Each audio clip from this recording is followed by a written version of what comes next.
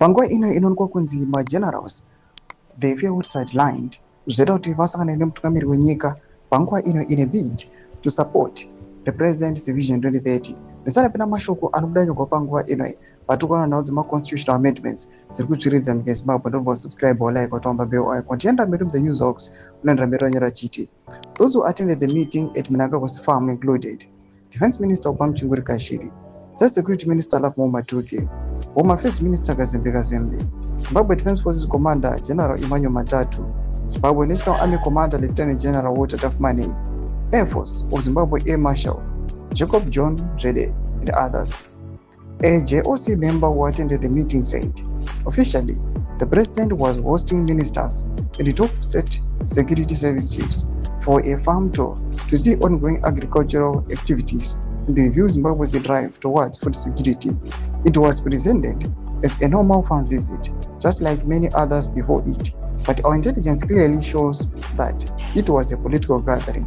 Unofficially, it was a major and critical meeting to show solidarity, power, force, and send a message to our former colleagues led by retired Air Marshal and Mchena. They also say it was about exploring rural industrialization and strengthen the working relationship between the commander-in-chief and the nation's security leadership.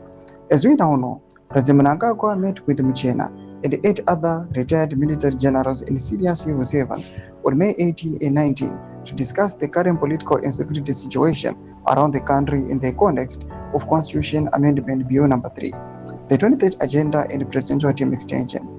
The meeting was tense and did not end well. Mnangagwa told the generals, let the chips fall where they may. Whoever wins, win. Mchena confirmed this in public. This means Mnangagwa is on a collision course with the retired generals.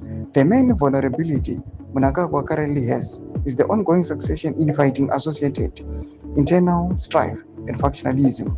Chiwenga maintains immense historical and current loyalties among mid to lower ranks of military and retains the critical support of Liberation War veterans.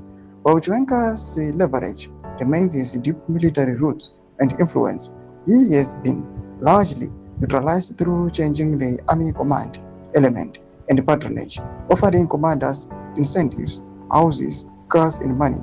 Although Chiwenga's presidential ambition faces major setbacks, it has not been entirely thwarted, with his political fate currently hinging on a high-stakes succession battle within the ruling ZANU-PF. Toma developments aripo.